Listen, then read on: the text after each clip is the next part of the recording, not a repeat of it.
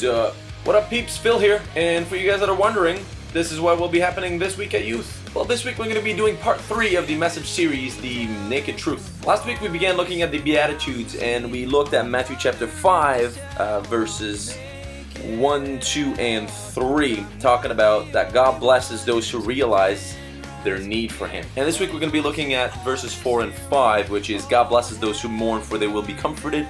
And verse 5, God blesses those who are gentle and lowly, for the whole earth will belong to them. You know, you may look at verses like this and think, well, you know, God blesses those who mourn, for they will be comforted. And it's like, listen, I'm just going to start crying my eyes out, and hopefully God will comfort me. Or maybe if I stub my little toe hard enough, and it makes me cry and shout at night, then maybe God will come and, rescue me, or whatever. And though God can, help you out and comfort you in those hard times, here's what I truly believe that this verse actually means. God blesses those who mourn, for they will be comforted. And here's my question. When was the last time that you truly felt sorry for your sin? When was the last time you truly spent some time repenting? I mean, like on your face crying, saying, God, I am so sorry. And I think what that verse is really saying is this: those who truly have a broken heart for what they've done will be comforted.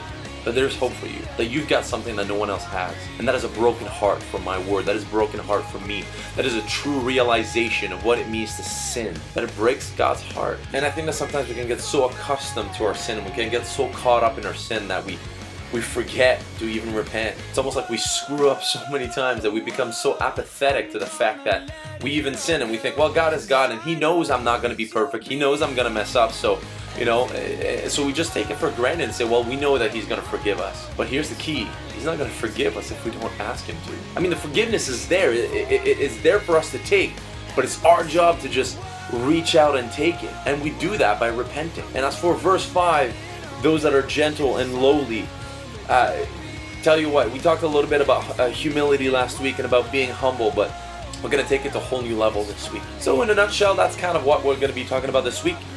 So I am hoping to see your beautiful face there, and I might cry if I don't. So bring it. Oh, and bring a friend, of course, as always. So this is Phil, signing off.